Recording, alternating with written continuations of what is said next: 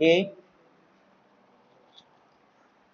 प्रसिद्ध पत्रकार हैं, राइटर जो हैं वो पत्रकार हैं, जैसे वडापाव, कोकणातला अडवाटा, कोकणातली देवालय, कोकणी निसर्ग, याग, सात मयूराक्षी, ये इनकी किताबें कुछ। उसके बाद में फिर आगे कहते हैं क्या कि किशोर बालनाट्य भटकंती वसंत या मासिकातुर विपुल लेखन। ये मासिक है, मासिक मैगजीन है। कौन कौन से? किशोर, लोकनाट्य, भटकंती, वसंत, इसमें उन्होंने बहुत सारा राइटिंग किया है। उत्कृष्ट बाल साहित्य पुरस्कार उनको मिला, एक अवार्ड भी मिला है उनको। अब यहाँ पे बोला गया है शालेय विषय, जो हमारे विषय होते हैं, सब्जेक्ट होते हैं, वो सब्जेक्ट सिर्फ हमको पढ़ने के लिए नहीं होते, अभ्यासाताना ते फक्त अभ्यासाचे नसून त्यातील मूल्य आचरणात आणायचे असतात। कि हम लोग जो लेसन पढ़ रहे हैं या जो कंटेंट पढ़ते हैं, वो कंटेंट सिर्फ पढ़ने के लिए, कुछ स्टडी के लिए, स्टूडियस बच्चों के लिए है, ऐसा नहीं होता है। बल्कि जब उसको पढ़ने के बाद में उसके अंदर जो वैल्यूज है, मूल्य मतलब क्या होता है? वैल्यूज जो होते हैं, जो मैसेज होते हैं, उस वैल्यूज को अपने आचरण में लाना चाहिए। आचरण में मतलब क्या? अपने बिहेवियर में लाना चाहिए, अपने बिहेवियर में लाना चाहिए, अपने लाइफ में उसको इम्प्लीमेंट करना चाहिए। ये निरंजनच्या व्यक्तिरेखातून स्पष्ट केले आहे। और यही बात निरंजन के एग्जाम्पल से राइटर ने क्या किया है? स्पष्ट किया, क्लियर किया है कि स्कूल के जो सब्जेक्ट होते हैं, वो सब्जेक्ट सिर्फ पढ़ने के लिए, सिर्फ एग्जाम देने के लिए होते नहीं है, बल्कि उसको अपने लाइफ में क्या करना चाहिए? इम्प्लीमेंट भी करना चाहिए, है ना। वरना बहुत सारी अच्छी बातें हम लोग स्कूल में सीखते जरूर हैं, लेसन में सीखते जरूर है, कोई स्टोरी में, लेकिन अपने लाइफ में अगर उसको हम लोग यूज नहीं करेंगे तो वो पढ़ना अपने काम का नहीं है, ऐसा राइटर का कहना है। और इसको प्रूव करने के लिए राइटर ने एक निरंजन नाम का एक बायोग्राफी बताई है। ये निरंजन नाम की पर्सनैलिटी बताई है लेसन में। इस पर्सनैलिटी के थ्रू हम लोगों को ये बातें पता चल जाएंगी कि सच में हम लोग को उसके वैल्यूज को इम्प्लीमेंट करना चाहिए। फिर आगे कहते हैं निरंजन दाखवलेले प्रसंगावधान उल्लेखनीय है। निरंजन ने प्रेजेंस ऑफ माइंड बताया। क्या बताया? Presence of mind. और वो प्रेजेंस ऑफ माइंड सच में अप्रिशिएबल है। कैसा है? अप्रिशिएबल है। तो चलो हम लोग देखते हैं कैसा अप्रिशिएबल है उसका प्रेजेंस ऑफ माइंड निरंजन का, वो हम लोग देखेंगे। अब क्या करेंगे? ऐसे ही रहेगा, मतलब आगे आगे एक पेज चलते जाएंगे हम लोग। यहाँ पे वही पेज वापस लेना पड़ेगा हम लोग।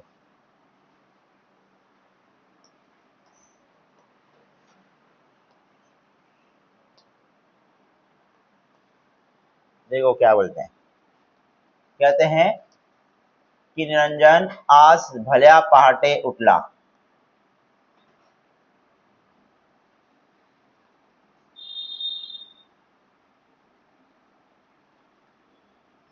यहां तक लेते हैं एक पैराग्राफ।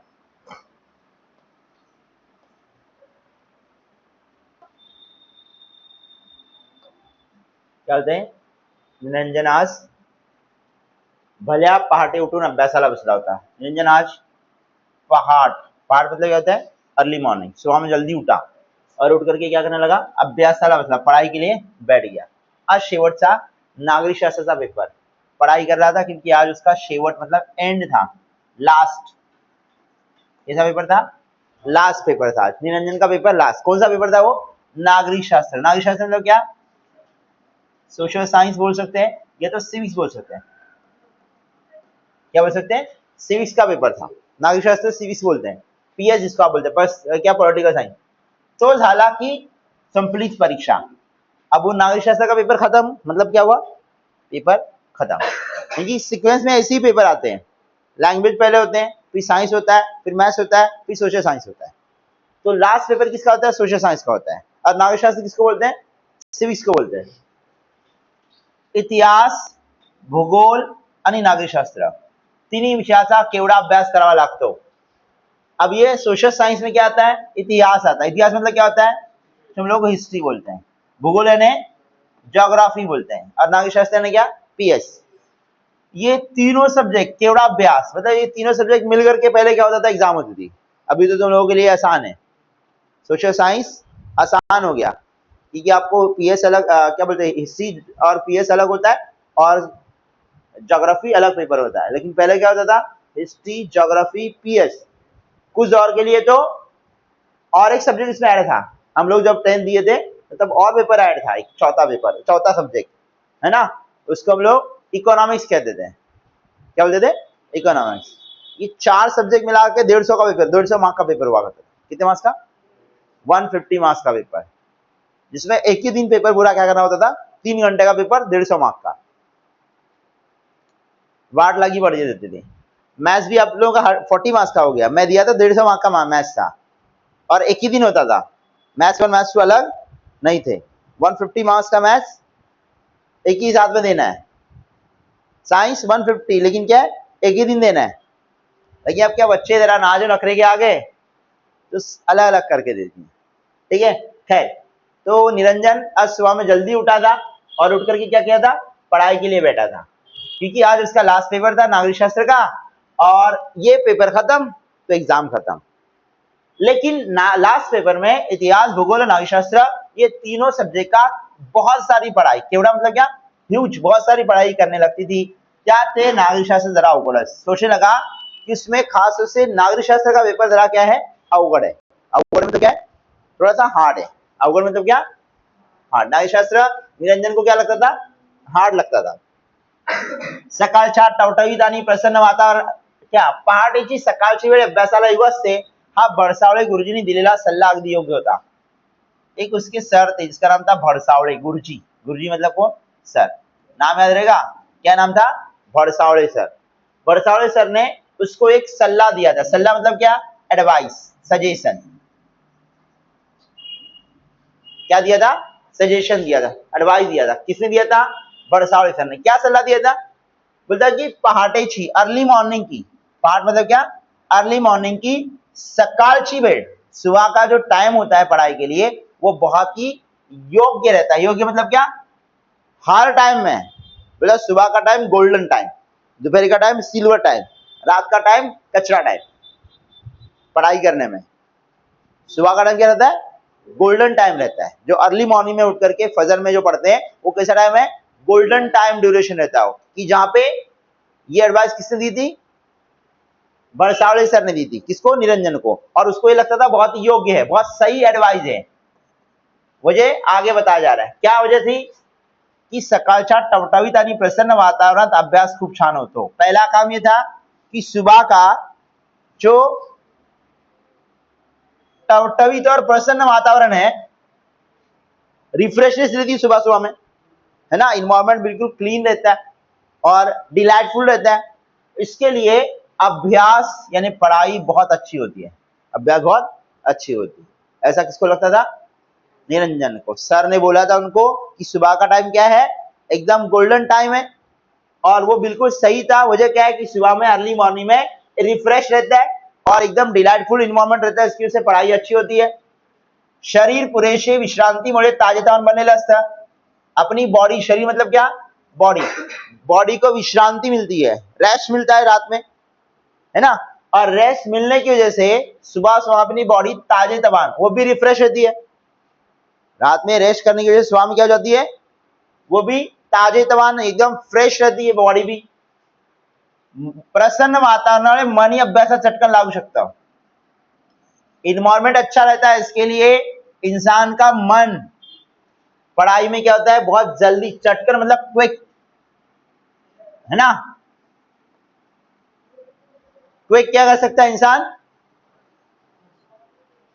कोई दिल उसका पढ़ने में बहुत जल्दी क्या होता है, लगता है, क्योंकि इन्वायरमेंट अच्छा है तो पढ़ने में उसका दिल लगता है। हवे सुखद गारवा असतो, हवा में क्या रहती है, एकदम हैप्पी वाली गारवा रहता है, ठंडा, सुखद गारवा। दूरून एकादी भूपाली, दूर से कहीं तो क्या करती है, एकादी भूपाली, भूपाली मतलब म्यूजिक, भूपाली मतलब क्या है, दूर से एकादी क्या होती है, म्यूजिक सुनाई देता है। क्या सुनाई देता है, म्यूजिक। किंवा रेडिओवरचं आवडतं भक्तिगीत, या तो म्यूजिक नहीं तो रेडियो पे एक भक्ति गीत, मतलब डिवोशनल सॉन्ग। भक्ति गीत मतलब क्या, डिवोशनल सॉन्ग। कि रेडियो पे सुबह सुबह में लोग उठते क्या करते हैं, फिर वो आरती वगैरह या डिवोशनल कई सॉन्ग दूर से क्या होता है, सुनने को मिलता है। अब कभी कभी ये भी नहीं होता, कभी कभी ये भी नहीं होता, तो होता क्या है, ते नसेल तर पक्ष्यांचं सुमधुर संगीत। अगर वो नहीं है तो पंछियों का सुमधुर, पंछियों का बहुत ही बेहतरीन क्या होता है, संगीत सुबह में सुनने को मिल ही जाता है। चिड़िया की चहचहाट है ना, ये सारी बातें शाम को सुबह में सातिला अच्छा आह्लाददायक, आह्लाददायक मतलब एनर्जेटिक, आह्लाद मतलब क्या होता है, एनर्जेटिक, एनर्जेटिक वातावरणात संस्कृत सा एखादा श्लोक चटकन पाठ होतो। इतना रिफ्रेश और एनर्जेटिक इन्वायरमेंट रहता है कि इसमें डिफिकल्ट लगने वाला संस्कृत का एक श्लोक, श्लोक मतलब क्या, जैसे संस्कृत डिफिकल्ट सब्जेक्ट है, उसमें जो कुछ पोएम की लाइन होती है वो लाइन भी हम लोग क्या कर सकते हैं, आसानी से याद कर सकते हैं। क्योंकि सुबह का इन्वायरमेंट, क्योंकि इन्वायरमेंट मैटर करता है पढ़ाई के लिए, इन्वायरमेंट पढ़ाई के लिए क्या करता है, मैटर करता है। सुबह में इतनी सारी अच्छाइयां है जिसकी वजह से एकादा संस्कृत जैसे डिफिकल्ट सब्जेक्ट भी बच्चे को क्या हो सकता है, याद हो सकता है। एरवी न कड़ेला गणित चटकन करता, एरवी मतलब क्या, जो नॉर्मल टाइम में जो मैथ्स हम लोग को समझ में नहीं आता वो मैथ्स भी सुबह के वक्त में एकदम चटकन, चटकन मतलब क्या, क्विक, मैंने बताया था यहाँ पे, चटकन मतलब क्या, क्विक, समझ में आ जाता है, एकदम फास्ट क्या होता है वो सम भी हमें समझ में आता है। आनी त्याची रीत ही लक्षात रहते हैं, और उसका तरीका, उसका रीत, रीत मतलब क्या होता है, वो मैच करने का जो फॉर्मूला होता है ना, फार्मूला, वो फार्मूला भी हमें क्या होता है, बहुत जल्दी याद हो जाता है। हाँ, निरंजन सा अनुभव, और ये जो बातें बताई जा रही वो क्या थी, निरंजन का अनुभव था। क्या था, निरंजन का अनुभव, अनुभव मतलब क्या, एक्सपीरियंस। इसीलिए भरसावली गुरुजी साहब सल्ला तला मौला था, तो इसके लिए भरसावली गुरुजी ने जो उसको सल्ला दिए थे, जो सजेशन दिए थे, वो एडवाइस दिए थे, वो उसको बहुत ही वैल्यूएबल लगता है, बहुत कीमती लगता है। क्या लगता है, बहुत कीमती, की भरसावली सर ने बोला था ना सुबह में पढ़ाई करना बहुत ही फायदेमंद है, उसके सारे ये क्या है, वजह है, रीजन है कि ये वजह से सुबह का टाइम पढ़ाई करने के लिए अच्छा होता है। कभी एग्जाम में आया तो पूछा जा सकता है क्या वजह थी, या सुबह में पढ़ाई करने के फायदे बताओ, तो क्या बताएंगे फायदे। पहिला फायदा, सकाळच्या टवटवीत आणि प्रसन्न वातावरण, अभ्यास खूप छान होतो, पुरेशी विश्रांतीमुळे शरीर ताजेतवाने बनलेले असते, प्रसन्न वातावरणामुळे मनही अभ्यासात चटकन लागू शकतं। तिसरा फायदा, चौथा हवेत सुखद गारवा असतो, दुरून भोपाळी किंवा रेडिओवरचं एखादं भक्तिगीत ऐकू येत असतं, पक्ष्यांचं सुमधुर संगीत साथीलं असतं, उल्हासदायक वातावरणात संस्कृतीचा एखादा श्लोक पटकन पाठ होतो, या उसके अलावा एरवी न कळलेलं गणित एखादा चटकन कळतं। ऐसा आप कोई भी 5 या 6 फायदे क्या कर सकते हो, बता सकते हो, 5 से 6 फायदे क्या कर सकते हो, बता सकते हो, ठीक है। और इसके लिए भरसावली गुरुजी का सल्ला राइटर को क्या लगता था, मतलब निरंजन को बहुत अच्छा लगता था। अब देखो दूसरा पैराग्राफ, निरंजनची गुरुजीवर अपार श्रद्धा होती। अपार मतलब क्या, एंडलेस, और श्रद्धा मतलब क्या, फेथ, श्रद्धा मतलब क्या, फेथ, श्रद्धा किसको बोलते हैं, फेथ। निरंजन टीचर पे यानी भरसावली गुरुजी पे बहुत फेथ रखता था, बहुत चाहता था टीचर का, बहुत भरोसा रखता था, कि बच्चे का भरोसा होना जरूरी है। टीचर से क्या होना चाहिए, भरोसा होना चाहिए, कि अगर भरोसा नहीं है, और वहां से करो, देखो रहेगा उधर मिला क्या, भरसावली गुरुजी निरंजनची भरसावली गुरुजीवर अपार श्रद्धा होती, तसं गुरुजीचंही निरंजनवर खूप प्रेम होतं। वैसे टीचर भी क्या करते थे, निरंजन पे प्यार करते थे, ऐसा नहीं कि खाली वो टीचर को क्या करता था, फेथ करता था। तो त्यांचा लाडका विद्यार्थी था, फेवरेट था, लाडका मतलब क्या, विद्यार्थी निरंजन जो था भरसावली गुरुजी का क्या था, फेवरेट स्टूडेंट था, कारण तो अतिशय प्रामाणिकपणे काम करायचा आणि अभ्यासी।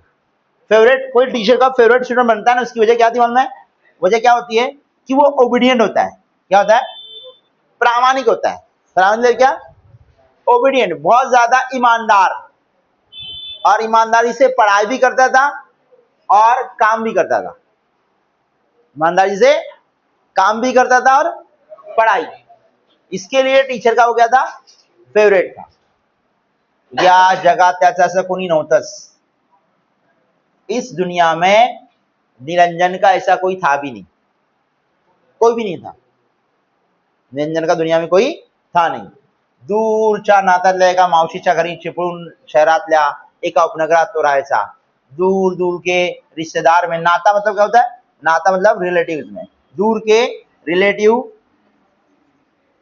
एक मावशी थी जिस जो कि चिपळूण शहर से चिपळूण शहर से नजदीक एक शहर था, एक छोटा सा कस्बा था, गांव था, वहां पे वो क्या करता था, रहता था. निरंजन का अपना ऐसा कोई भी नहीं था. वो दूर के रिश्ते में एक मौसी थी जो चिपळूण शहर से नजदीक एक दूसरा शहर था, वहां पे रहा करता था उनके साथ में. गावापासून दूर डोंगराच्या पायथ्याशी मावशीचं घर होतं. गांव से दूर, गावापासून दूर डोंगराच्या, डोंगर मतलब क्या, एक हिल टाइप, एक डोंगर मतलब हम लोग ये भी बोलेंगे माउंटेन. गांव से दूर एक माउंटेन था, उस माउंटेन या हिल के पास में उसके पायथे से, पायथे मतलब उसके फुटप्रिंट पे, एकदम बॉटम पे, माउंटेन के बॉटम पे क्या था, मावशी का घर था. आई वडील लहानपणीच वारले. निरंजन के माँ बाप बचपन में, लहानपनी मतलब क्या, जब वो छोटा था, बच्चा था, तब क्या हो गए, वारले. वारले मतलब क्या होता है, वारले यानी डेथ हो गए. क्या हो गए, डेथ हो गई इनकी. काही दिवस मामा ने सांभाळ केला. कुछ दिन उसके मामा ने क्या किया, उसको संभाला. आणि मग कामासाठी म्हणून चिपळूणला आणलं. और कुछ संभाला और कुछ दिन के बाद में क्या किया, काम के लिए उसको कहाँ लेके आया, चिपळूण लेके आ गया. या मावशीकडे आणून सोडलं आणि तेही मुंबईला निघून गेला, तो कायमचाच. वो मामा ये मावशी के पास में लाके छोड़ा और तो ही मुंबईला निघून गेला. और वो भी कहाँ चला गया, मुंबई चला गया. और कैसे चला गया, कायमचा. कायम मतलब क्या होता है, परमानेंट. कैसे चला गया, वो मामा लाके यहाँ छोड़ा, बस इतना छोड़ा. उसके बाद में जो गया तो वापस पलटा नहीं, कायम का निकल के चला गया. जाताना मोलाचा सल्ला मात्र देऊन गेला. जाते जाते एक फिर उसने भी एडवाइस देके चला गया, सल्ला दिया. क्या एडवाइस दिया, रड़त बसू नकोस, बोला रोते मत बैठ. इसको क्या बोल के गया था निरंजन को मामा ने, किधर, रोते मत बैठ, डोंट क्राई, रोना नहीं.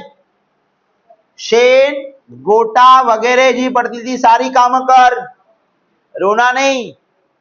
क्या करना, शेन, यहाँ का अगर जो जानवरों की पट्टी भी अगर उठाने के बोली मौसी ना, शेन मतलब जानवरों की क्या, पट्टी, गंदगी, अगर वो भी यहां से हटाने को बोली, काम लगाई उसने.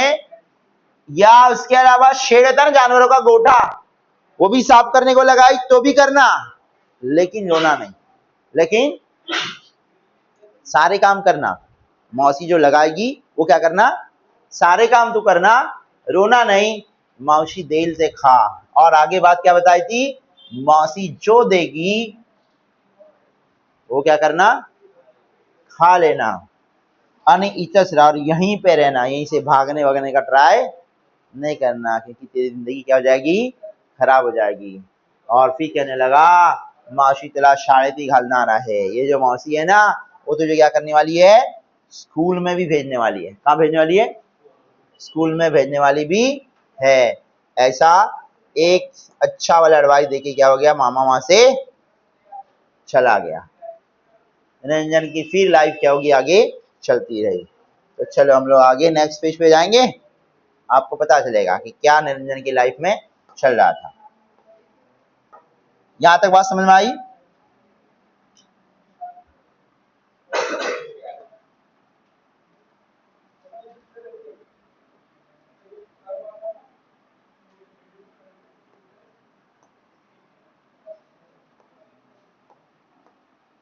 निरंजन फिर आगे इसकी लाइफ कैसे गई देखो.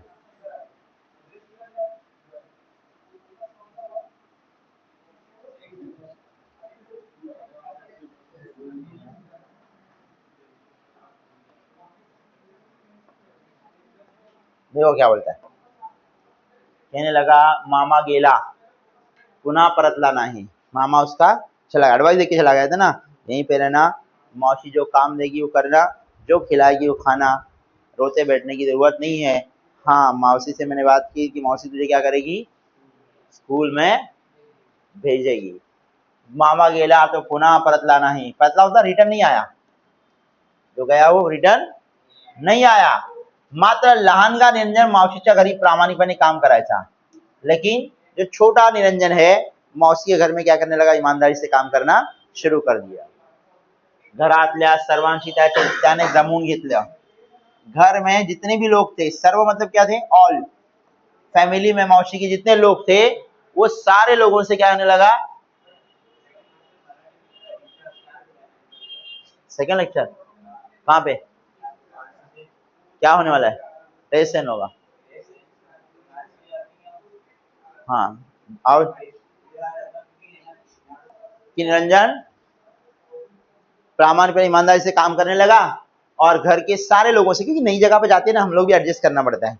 कल मैंने आपके घर के बारे में बताया था, अपना घर ही होता है ना। तो निरंजन नए घर पे गया था और सबसे क्या करने लगा, जमून घेतला, सबसे एडजस्ट करने लगा, करके लिया, क्योंकि बच्चों को एडजस्ट नहीं होता है ना। लेकिन अब जब मजबूरी आती है तो इंसान क्या करता है, एडजस्ट कर लेता है कि उसका नेचर अलग, इसका नेचर अलग, ये अलग वो अलग, कोई क्या बोला है। तो निरंजन ने क्या किया, एडजस्ट कर लिया और उसका स्कूल में नाम भी क्या हो गया, एडमिशन भी हो गया।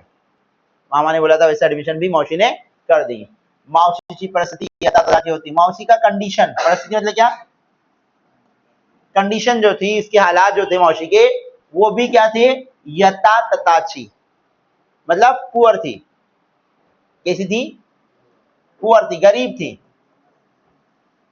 निरंजन वार लाउन जेवायचा, मौसी के हालात इतने ठीक ठाक नहीं थे, इसकी वजह से क्या था, निरंजन वार लगा के खाना खाता था। क्या लगा के, वार, वार मतलब डे, एक डे एक्स के घर में, दूसरा day why, Z, A, B, सी, ऐसे हर एक के घर में क्या करता था, वो खाना खाने जाता था। मंडे को यहाँ, ट्यूसडे को वहां, उसके वहां खाना खाने को जाने लगा, क्योंकि मौसी घर में भी खाना उसको मिलता नहीं था।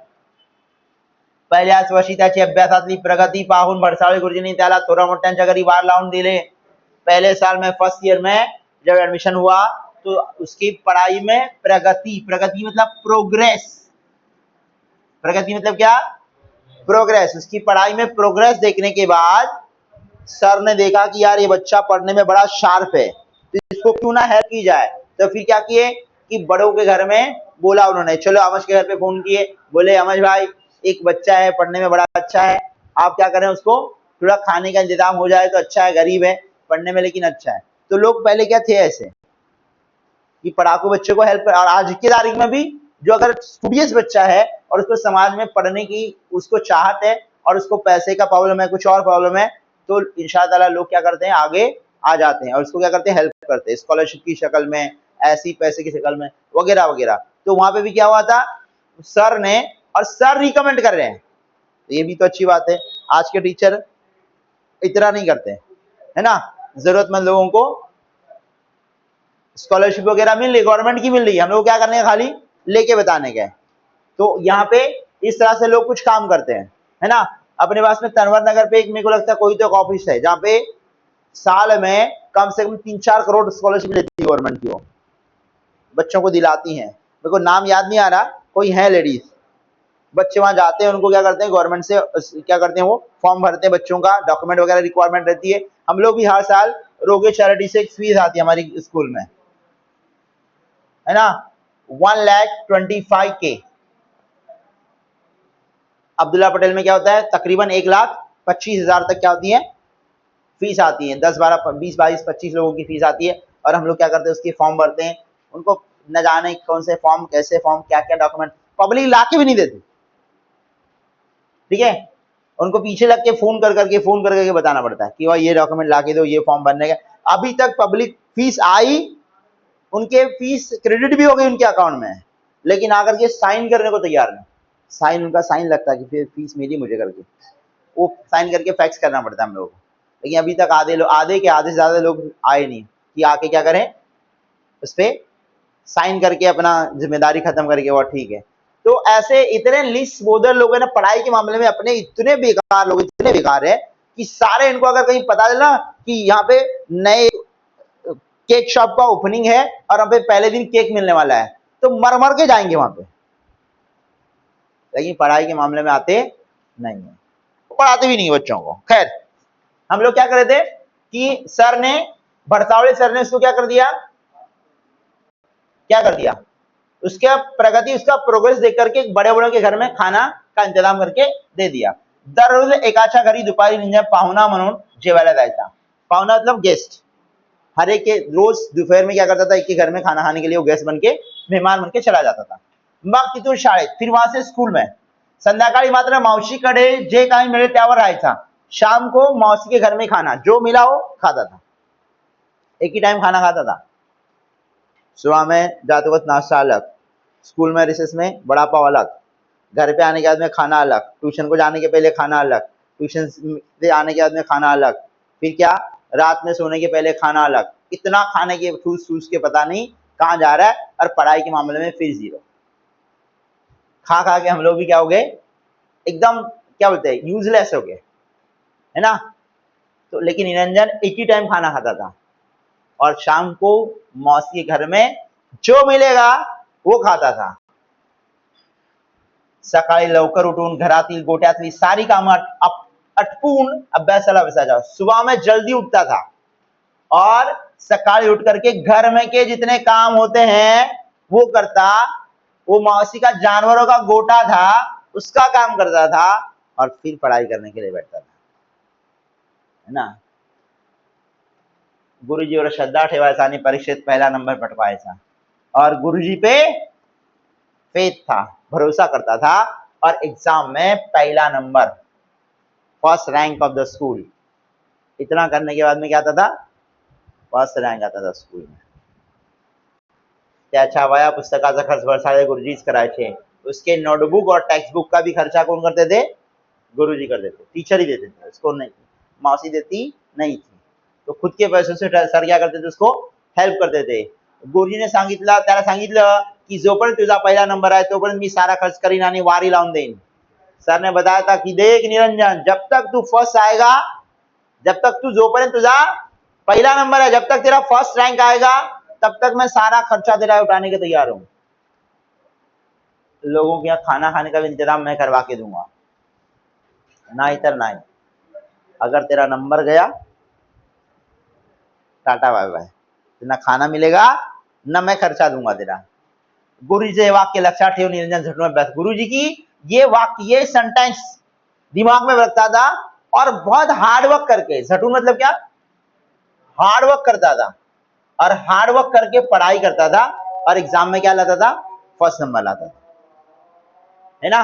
हम लोगों ने कभी बोला था आपको कि क्या, इंसान को पढ़ने के लिए दो चीजें होना चाहिए, या तो पेन या तो गेन। अगर इंसान के दिल में पेन होगा ना, तकलीफ होगी कि यार पढ़ना है मुझे, तो इंसान अपने आप, उसको सुबह की ठंडी काम करती नहीं है, ना ठंडी में उसको नींद आती है, ना दोपहर में नींद आती है, ना रात को नींद आती है, क्योंकि तकलीफ है कि भाई मैं देख रहा हूं हालात खराब है, तो मुझे क्या करना है, पढ़ना है। और एक होता है पैशन होना। पैशन होगा तो इंसान को फिर भी कुछ भी कंडीशन आ जाए तो पैशनेट इंसान भी क्या करता है, पढ़ाई करता है। ये दोनों के बीच वाले हो जाते हैं ना, बड़ा नुकसान हो जाता है। ना पेन अपने पास में, ना ही गेन अपने पास में, तो फिर सारी चीजें होने के बाद, सारी फैसिलिटी होने के बावजूद भी हम लोग नहीं पढ़ रहे हैं। लेकिन निरंजन का एग्जाम्पल हमारे सामने मौजूद है। निरंजन के पास में इतने सारे प्रॉब्लम होने के बावजूद भी एग्जाम में फंसा है ना। जिसके घर में मेहमान बन के जाता होगा, क्या हालात होगी उसके, है ना। इंतजार करता होगा कि कब खाना लाएंगे, देंगे, क्या देंगे मेहमान को, और वो भी मेहमान को ऐसा कि अननोन पर्सन है, ठीक है। तो इस तरह से निरंजन की एग्जाम्पल है या कहानी है। फिर आगे देखो क्या बोलते हैं, आज नागरिक शास्त्राचा अभ्यास करताना, करत असताना आधी सगळे पेपर चांगले गेले होते। आज आखिरी पेपर था, पहले बता दिया गया। उसके पहले के सारे पेपर उसके बहुत अच्छे गए थे, तो मनोमन खुश होता।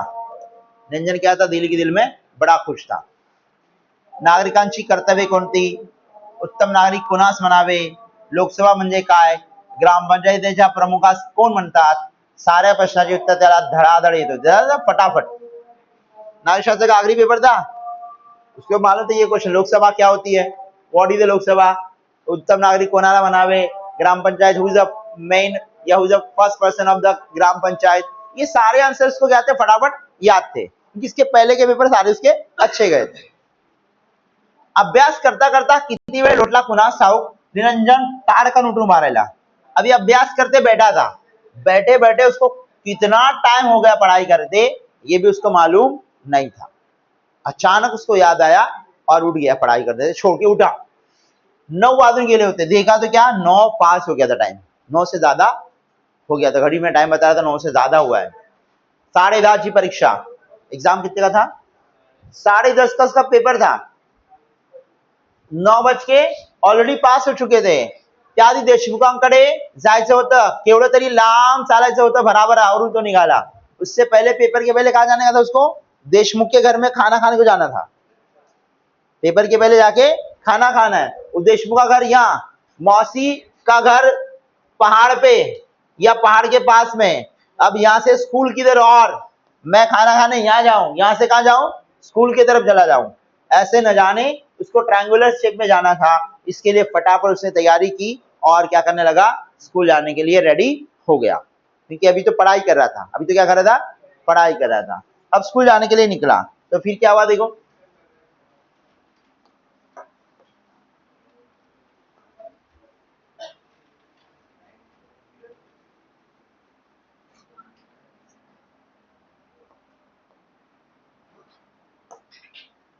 मावशीचं घर गावाबाहेर डोंगरा पात्याशी। मावशी का घर कहाँ था, गांव के बाहर डोंगर के पास में था। गांव के बाहर कहाँ था, डोंगर के पास में। इससे पहले भी तुम लोगों को बताया गया था, मावशी का घर कहाँ था, गांव के बाहर था, डोंगर के पास में।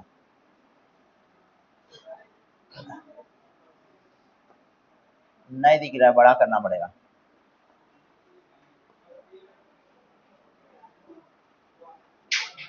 मावशी एक मध्ये एक नदी लागायची, बीच में क्या लगती थी, एक नदी लगती थी, नदी, एक रिवर थी बीच में। पूर्वी नदी पाण्यात उतरून चालत चालत पार करायची लागायची, कि पहले क्या था, नदी पानी में उतरना पड़ता था, नदी में क्या करना पड़ता था, उतरना पड़ता था, उतर के फिर नदी में पानी के अंदर से पार करके जाना पड़ता था। लेकिन अब क्या हुआ, कोकण रेलवे आई। क्या हुआ, कोकण रेलवे, वहां से रेलवे आई, रेलवे का ट्रैक गया उस नदी के पास में से, तो एक पुल बनाया गया। क्या बनाया गया, नदीवर रेल्वेचा छान पूल आला। रेलवे की वजह से क्या हो गया, नदी पे ब्रिज बना है ना। कोकण रेलवे आने का क्या रिजल्ट हुआ, परिणाम क्या हुआ, पूछा जाता है कभी कभी कि कोकण रेलवे आने से पुल पे क्या मतलब क्या चेंजेस आए। चेंजेस क्या है कि रेलवे का क्या बन गया, नदी पे पूल बन गया। पुलाच्या एका बाजूने लोकांसाठी पायवाटी ठेवली होती। पुल के एक साइड से क्या था, पुल होता है ना ब्रिज, उसके बाजू में फुटपाथ था। क्या था, जाने के लिए एक पायवाट थी, पायवाट मतलब फुटपाथ था। या पुलामुळे आता येणं जाणं सोपं झालं होतं। इस पुल की वजह से क्या हो गया, आने जाने में आसानी हो गई लोगों के, कि रास्ता जो मिल गया, पहले पानी में से उतर के जाना और फिर अब आसानी से लोग आने जाने लगे। निरंजन अभ्यासाची मनातल्या मनात गोकमपट्टी करत झपाझप चालत होता। निरंजन क्या करने लगा, जो पढ़ा था उसको मनी मन में क्या करने लगा, उजळणी करने लगा। उजळणी करना मतलब क्या, रिवीजन करना। क्या करने लगा, रिवीजन। उजळणी करना मतलब रिवीजन। वो जो पढ़ा था उसको रिवाइज करते करते क्या करने लगा, झपाझप मतलब फास्ट क्या करने लगा, चलने लगा, क्योंकि यहां से उसे वहां जाना है, वहां से फिर पेपर देने को जाना है। ब्रिज के पास में से चल रहा है, वाटे त्याला भला मोठा दगड पडलेला दिसला। चल रहा है, चलते चलते रास्ते में उसने देखा कि एक बड़ा सा, भला मोटा मतलब बड़ा सा क्या हुआ है, एक दगड़ है। दगड़ मतलब क्या, रॉक, पत्थर है। रास्ते में क्या, किसी ने एक बड़ा पत्थर लेके रखा है, कोणीतरी कामासाठी घेतला असेल आणि पुन्हा तसा ठेवून दिला असेल, है ना। उसे सोचा पत्थर को देख के कि किसी ने तो क्या किया होगा, कुछ काम से पत्थर रास्ते में लिया होगा और फिर उसको उठा के रखना पुनः उसे भूल गया होगा, है ना। तसा ठेवून दिला। निरंजन ने तो दगड़ उचलून बाजूला ठेवला। निरंजन ने देखा कि कोई पत्थर रास्ते में रखा है, उसको उठाया, क्या किया, साइड में कर दिया। त्याला लोकांच्या बेफिकीर प्रवृत्तीचा खूप राग है। निरंजन को ऐसी आदतें हैं जो लोगों की बेफिकीर आदतें हैं। बेफिकीर मतलब केयरलेस। लोग क्या थे, निरंजन को ऐसे टाइप के लोगों का, कौन से टाइप के लोग, जो केयरलेस होते हैं। प्रवृत्ति मतलब nature, careless nature, careless attitude के जो लोग हैं, केयरलेस टाइप के जो लोग हैं, उसका निरंजन को बहुत गुस्सा आता था। क्या आता था, राग। राग मतलब क्या, गुस्सा आता था उसको कि भाई ये कैसे लोग हैं। वो सोच रहा तुम्हें सलाह, सोचता था क्या कि पत्थर को उठाना तुम भूल गए, पत्थर को उठाना क्या हो गया, तुम भूल गए। लेकिन दूसरा डिस्काउंट जीवाला मुक्त तो त्याचं काय, लेकिन कोई दूसरा आएगा और इस पत्थर से टकराएगा, हो सकता है वो गिर जाए और उसकी जान का धोखा हो जाए, मर जाए, इसकी जिम्मेदारी कौन लेगा। तुमने पत्थर ले लिया, उठाना भूल गए, लेकिन तुम्हारा भूलना किसी की जान पे क्या हो सकता है, वो जान पे आ सकता है, किसी की जान जा सकती है, इसका क्या असत्य मानना। यही उसकी क्या था, कहना था। निरंजन की बात वो यही सोचता था कि यार तुम्हारी जिम्मेदारी है कि पत्थर तुमने कुछ काम से रास्ते में ले लिए, तो तुम्हारा जिम्मेदारी कि उसको उठाओ, अगर नहीं उठाएंगे तो क्या करेगा, दूसरा आएगा और तुम्हारी केयरलेस की वजह से किसी की जान भी जा सकती है, ऐसा उसका कहना था। निरंजन पुलावर पोहोचला तेव्हा 9:30 वाजून गेले असावेत। निरंजन जब स्कूल उस ब्रिज पे पहुंचा था, पुल पे पहुंचा था, उस ब्रिज पे तो 9:30 हो गए होंगे शायद। कितने बजे होंगे, 9:30 हो गए। अतः 9:50 की गाड़ी येईल। सोचने लगा कि यार अब 9:50 की क्या आएगी, यहाँ से गाड़ी जाएगी, ट्रेन जाएगी ना, ब्रिज पे है ना ट्रेन के, तो यहाँ से गाड़ी जाएगी। धड़ाड़ धड़ आवाज करे दिमाग पुलावर दाइल, वो गाड़ी आएगी 9:50 की और धाड़ धाड़ आवाज करते क्या करेगी, दिमाग एटीट्यूड के साथ में एकदम अच्छे अंदाज में क्या करेगी, वो पुल से पास हो जाएगी, पुल से आगे चले जाएगी। ही कोकण गाड़ी कितनी छान दिसते, सोचना यार कोकण गाड़ी ना कितनी अच्छी दिखती ना, कितनी खूबसूरत दिखती वो ट्रेन, पण दिसते ना दिसते तो लगेच बोगदा छिड़ते, लेकिन वो ट्रेन मुझे दिखती है और मैं जी भर के देख भी नहीं पाता, तब तक कहाँ चली जाती है, बोगदे में चले जाती है। आगे क्या है, बोगदा है, बोगदा मतलब टनल है, बोगदा मतलब क्या, टनल है, उस टनल में चली जाती है। काय मजा येत असेल नाही गाडीतून जायला, सोचने लगा क्या मजा आती रहेगी ना गाड़ी में बैठ के मस्त ट्रैवलिंग करने में, गाड़ी से जाने में। कौन सोचने लगा, ये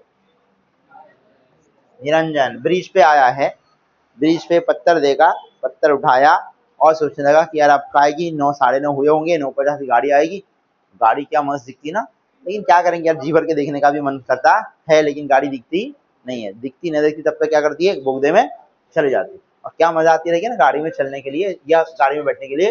अपन ही मोटा झाल्यावर गाडीतून फिरू, अभी बड़ा हो जाऊंगा तो क्या करूंगा, ट्रेन में क्या करूंगा, फिरूंगा, घूमूंगा। या हुरळून गेला, इसी सोच से वो क्या हो गया, एक्साइटेड हो गया। हुरळना मतलब क्या होना, एक्साइटेड, बहुत एक्साइटेड हो गया कि यार मैं भी बड़ा हो गया, करूंगा गाडी में घूमूंगा। तोच त्याचं लक्ष डाव्या बाजूस रुळाखाली पडलेल्या भल्या मोठ्या भगदाळाकडे गेलं। इतना वो एक्साइटेड हो गया, उसी वक्त में उसका ध्यान, लक्ष्य मतलब क्या, उसकी नजर उसके लेफ्ट साइड में ब्रिज पे बहुत बड़ा भगदड़ पड़ा था। क्या पड़ा था, रुळाखाली पडलेल्या भल्या मोठ्या भगदाळाकडे गेलं। भगदाड़ मतलब होल, भगदाड़ मतलब क्या, बड़ा सा होल जो ब्रिज के नीचे क्या था, हो गया था, ब्रिज में होल हुआ था, ये उसका ध्यान उसकी तरफ चला गया। हे छिद्र कसलं, सोचने लगा कि यार ये होल कहां से आया, ये छिद्र, ये होल कहां से, काय काय रोज नसतं हुआ, मैं तो रोज आता हूं यार, इधर तो कहीं पे ऐसा होल दिखता नहीं, ये होल कहां से, असं म्हणत त्यानं जवळ जाऊन पाहिलं। ऐसे सोचते सोचते उसने उसके करीब गया और करीब जाके देखा यार ये होल कहां से आया। देखता तो क्या, तो कोणीतरी कॉन्क्रीट फोडून रेल्वेचे रूळ वेडेवाकडे करून ठेवल्याचं त्याच्या ध्यानी आलं। उसने देखा नजदीक जाके तो पता चला किसी ने तो क्या किया है, उसको ब्रेक किया है ब्रिज को, और उसके रूल को, रूल मतलब क्या होता है, रूल रूल मतलब क्या होता है, ट्रैक, पूरा ब्रिज को तोड़ा है किसी ने पत्थरों से, और उसके ट्रैक को क्या किया है, जो स्ट्रेट ट्रैक आता है ना, उसको क्या किया, यहाँ से ऐसे ब्रेक करके जॉइन करके क्या कर दिया, जॉइन करके छोड़ दिया है, जॉइन करके छोड़ दिया है। ये नहीं, ये निरंजन के समझ में आ गया। निरंजनला आश्चर्यच वाटलं, निरंजन को एकदम शॉक हुआ, आश्चर्य लगने लगा यार ऐसा कौन कर सकता है और ऐसा क्यों कराएगा कोई। निरंजन को इतनी ज्यादा सदमा लगने लगा उसका। फिर आगे देखो,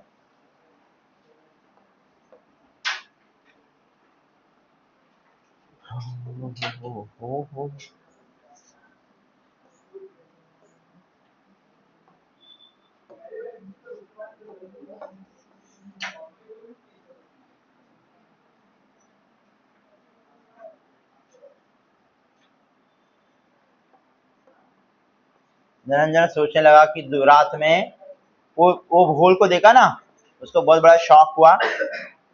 शॉक लगा, रात्री 2 वाजता शेवटची गाडी इथून जाते, सोचने लगा रात में 2 बजे, रात में कितने बजे लास्ट गाड़ी जो गई, कितने बजे गई है 2 बजे। जब गाड़ी गई होगी यहाँ से तब तो ये काम हुआ नहीं होगा, इसके बाद ही जो हुआ होगा। त्यानंतर पहाटेच कोणीतरी हा उपद्रव्य व्याप जाणीवपूर्वक केला असावा, सोचने लगा कि पहर के वक्त में 2 बजे के बाद में, अर्ली मॉर्निंग में, पहाटे किसी ने तो ये क्या किया है, कांड किया है। क्या किया उपद्रव्य व्याप ने, क्या किसी ने तो ये बहुत जानबूझ के पर्पसली किसी ने तो ये मसला किया है, जाणीवपूर्वक पर्पसली। आता प्रवाशांनी भरलेली 950 गाड़ी येईल। आप सोचने लगा कि अब प्रवास से, प्रवासी मतलब कौन, ट्रैवलर, पैसेंजर गाड़ी 950 की जो अब यहां से क्या हो गई, आ जाएगी। निरंजन एकदम सावध झाला, अलर्ट हो गया। अब क्या हो गया, अलर्ट हो गया, उसके समझ में आ गया कि क्या सिच्युएशन है। गाडी आली तर भयंकर अपघात होईल हे त्याच्या लक्षात आलं, उसके दिमाग में आ गया, ये बात ध्यान में आ गई, लक्षात आलं। क्या लक्षात आलं कि गाड़ी आएगी तो भयंकर अपघात होगा। भयंकर मतलब हॉरिबल एक्सीडेंट होगा। अपघात मतलब क्या होता है, एक्सीडेंट, और भयंकर मतलब क्या, हॉरिबल एक्सीडेंट होगा। निरंजन नागरिक शास्त्राचा पेपर, देशमुखकडचं जेवण सारा विसरला। अब उसके दिमाग में यही चीज घूमने लगी कि यार गाड़ी आएगी, यहाँ पे एक्सीडेंट होगा। ये बात भी भूल गया कि मुझे देशमुख के घर में क्या करना है, खाना खाने जाना है। उसके बाद में मुझे नागरिक शास्त्र का पेपर देने को एग्जाम में जाना है। ये बात भी निरंजन के दिमाग से निकल गई। त्याच्या डोळ्यासमोर, उसकी आंखों के सामने धड़ाधड़ आवाज करती येणारी रेलवे गाड़ी दिसू लागली। उसकी आंखों के सामने धड़-धड़ आवाज करते हुए आने वाली ट्रेन गाड़ी दिखाई देने लगी, ट्रेन दिखाई देने लगी। आणि कांटाळ्या बसणारा आवाज आणि लोकांच्या किंकाळ्या कानात घुमू लागल्या। और गाड़ी आएगी, एक्सीडेंट होगा तो अंदर की चीखने चिल्लाने की, है ना, चिल्लम पुकार की एक आवाज उसके कानों में क्या करने लगी, कांटाळ्या बसणारा आवाज कानों में गूंजने लगा उसके। स्टेशन इथून खूप दूर होतं। स्टेशन यहाँ से क्या था, बहुत दूर था, 3-4 किलोमीटर। तिथपर्यंत सांगायला जायचं तर परीक्षा बुडणार। 3 से 4 किलोमीटर यहाँ से स्टेशन है। अगर वो वहां स्टेशन पे बोलने के लिए जाएगा, उसकी परीक्षा क्या होने वाली थी, बुडनार थी, मिस होने वाली थी। क्या होने वाली थी, एग्जाम क्या होने वाली थी, मिस होने वाली थी, एग्जाम छूटने वाली थी। और एग्जाम छूटी, फेल हो गया, नापास हो गया। क्या हो गया, फेल। अब फेल हो गया, बरसाड़े गुरुजी की हेल्प बंद हो जाए, क्योंकि कमिटमेंट यही था ना सर का कि जब तक तू फर्स्ट आएगा तब तक मैं तेरे साथ में हूं, वरना हम आपके हैं कौन। ऐसे ही बोले थे सर ने, है ना। शिक्षण ही बंद, भरसावले सर की हेल्प बंद, मतलब मेरा एजुकेशन क्या हो जाएगा, बंद हो जाएगा। और फिर मेरा सपना जो था ना रेलवे से घूमने का, बड़ा होके मैं भी फिरूंगा बोलता था ना, मेरा सपना भी क्या होगा, अधूरा रह जाएगा। पर तू मन मानायला तैयार नव्हता, लेकिन इसका दिल मानने को तैयार नहीं था। यार क्यों फट्टे में टांग अड़ाए, अपन सीधा जाओ, खाना खाओ, क्या करो, पेपर देने ही चले जाओ, क्योंकि यहां से स्टेशन जाऊंगा पेपर छूटेगा, पेपर छूटेगा पढ़ाई छूटेगी, पढ़ाई छूटा सर की हेल्प बंद हो गई, सर की हेल्प बंद हुई तो पढ़ाई छूटेगी, पढ़ाई छूटा मतलब क्या हो गया, अपना सपना क्या हो जाएगा, चूर चूर हो जाएगा। लेकिन उसका मन मानने को तैयार नहीं। तो क्षण भर एक मोमेंटली विचार किया, सोचा, एक लम्हे के लिए क्या करा, सोचा, और फिर स्टेशन के दिशेने धाव घेतली, फिर भागने लगा। कहां पे, स्टेशन की तरफ। तो स्टेशनला शिरला तेव्हा 9:50 गाड़ी नुकतीच आली होती। नुकतीच मतलब सडनली, अभी, स्टिल अभी आ रही थी या आई थी। जब स्टेशन में गया वो तो 9:50 की गाड़ी क्या हो गई थी, अभी आई थी। अतः 5 मिनट ही छूटना होता है। अभी कितने मिनट में छूटने वाली थी, 5 मिनट में गाड़ी यहां से क्या होगी, छूटेगी या छूटने वाली थी। निरंजन ने धावत स्टेशन मास्टर ना गाटलं, गाटलं मतलब उनको जाकर के, स्टेशन मास्टर जो है ना, उनको जाकर के क्या किया उसने, पिकअप कर लिया, या उनको उनके पास में पहुंचा, ढूंढ लिया, सपोज मान लो, गाटलं मतलब ढूंढा, उनको फाइंड किया। त्यांना पुलावरच्या खराब झालेल्या रोडाबद्दल सांगितलं, और जो स्टेशन मास्टर थे उनको बताया कि आगे ब्रिज है, ब्रिज में एक रूल जो है ना, रूल का ट्रैक, वो ट्रैक क्या हो गया है, खराब हो गया है। ऐसी बात उसने क्या किए, स्टेशन मास्टर को बता दिया। अब काय का, पण ते त्यांना खरं वाटेना, लेकिन वो स्टेशन मास्टर को इसकी बात क्या नहीं लगने लगी, सच्चाई नहीं लगने लगी, बच्चा है ना, इसकी बात पे उनको यकीन बिल्कुल नहीं आया। आके निरंजन ने अर्जवे के लिए रिक्वेस्ट किया की प्लीज सर ती निदान पाहून आल्याशिवाय तरी गाड़ी सोडू नका। मेरी बात का अगर यकीन नहीं ना आपको तो प्लीज सर इतना करो कि आप जाकर के क्या करो, देख के आओ एक बार, या आप किसी बंदे को भेजो और फिर इसके बाद में गाड़ी छोड़ो, एटलीस्ट इतनी बात तो मानो मेरी। ऐसी उसने क्या किया, रिक्वेस्ट की। मी खोटं बोलत असेल तर मला पोलिसांच्या ताब्यात द्या, यहां तक कि बोला अगर मैं झूठ निकला या मेरी बात झूठी निकली तो मुझे क्या करो, पुलिस के हवाले करो। क्या करो, पुलिस के हवाले करो। इतना भी उन्होंने क्या किया, उस स्टेशन मास्टर को निरंजन बोलने लगा। एवढं बोलल्यावर स्टेशन मास्तरांनाही त्यांच्या बोलण्यात तथ्य वाटू लागलं। तथ्य मतलब सच्चाई, है ना। इतना जब पुलिस की बात बोली ना बच्चे ने, तो मास्टर को लगने लगा कि हाँ बच्चा क्या कर रहा है, सही बोल रहा है, ट्रूथ है। उगाच धोका नको म्हणून गाडी थांबवायला सांगून ते पुलाकडे निघाले। निरंजनने नेमकी जागा दाखवली। बेकार में टेंशन ना हो इसके लिए क्या किया उन्होंने, स्टेशन मास्टर ने क्या किया, गाड़ी को होल्ड किया और अपने साथ में निरंजन को लेके वहां स्पॉट पे चले गए। कहां चले गए, उसने नेमकी जागा एकदम स्पॉट क्या किया बताया कि जिसके बारे में मैं बता रहा हूँ, देखो वो वहां पे जाके आप देख लो, तहकीकात कर लो।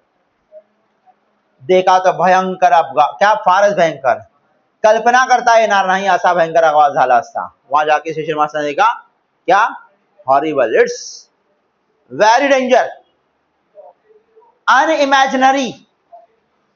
कल्पना करता है ना, नहीं इमेजिन नहीं कर सकते हम लोग, इतना बड़ा एक्सीडेंट हुआ होता, झाला असता, हुआ होता।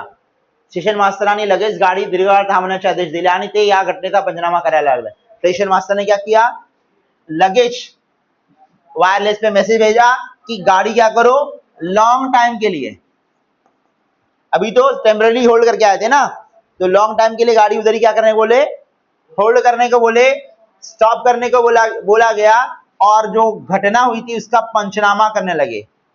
पंचनामा करते ना, पंचनामा कि क्या हुआ, कैसा हुआ, क्यों हुआ, कब हुआ, ये जो पुलिस का पंचनामा करती है ना, कोई एक्सीडेंट होता है तो पहले पंचनामा करना शुरू कर दिए।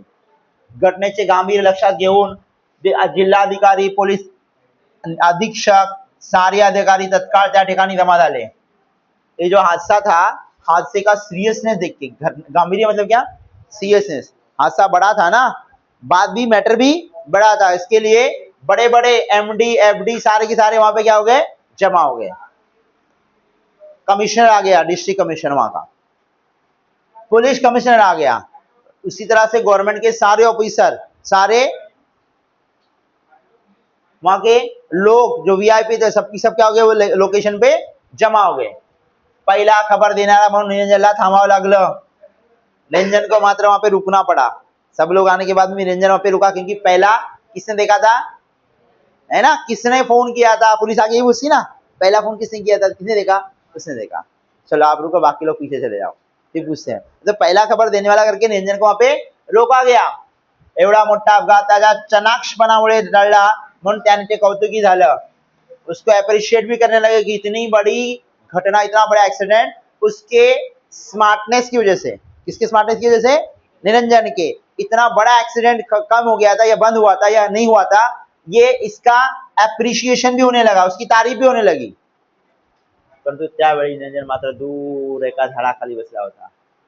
लेकिन जब उसका तारीफ होने लगी तो निरंजन दूर एक पेड़ के नीचे जाके बैठा था, नाराज होके, पत्थर पे पत्थर मारते हुए। क्यों, इसका एग्जाम क्या हो गया था, छोटा था,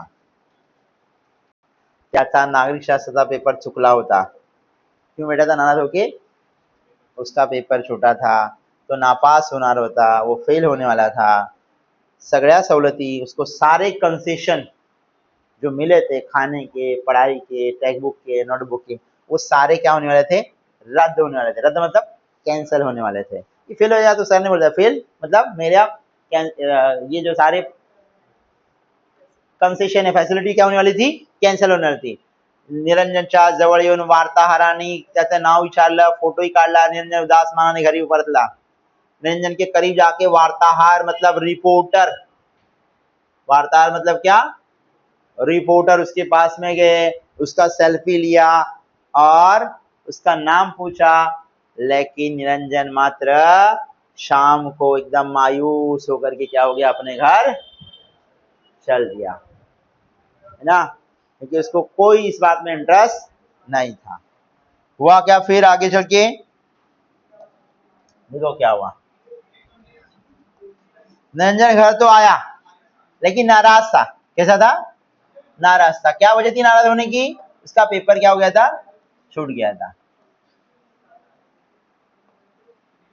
दूसरा दिवशी वर्तमान पत्रात निरंजन की स्तुति फोटो से छापून आली। दूसरे दिन वर्तमान पत्र में, न्यूज़पेपर में निरंजन की तारीफ, स्तुति मतलब क्या?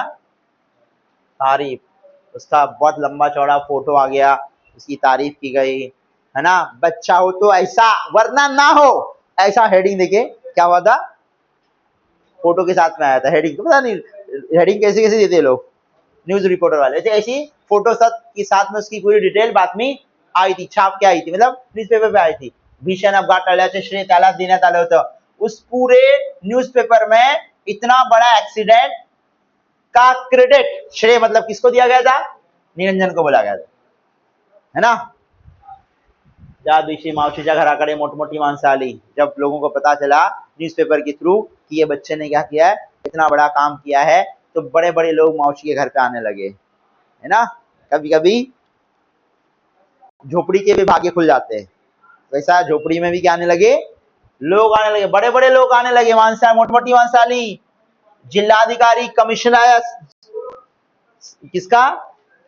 पूरे डिस्ट्रिक्ट का कमिश्नर उनके घर में आया, मौसी के घर में। शाळेचे मुख्याध्यापक, प्रिंसिपल ऑफ स्कूल भरसाड़े गुरुजी आले, भरसाड़े गुरुजी भी आए वहां पे स्कूल के, है ना, निरंजन के घर में।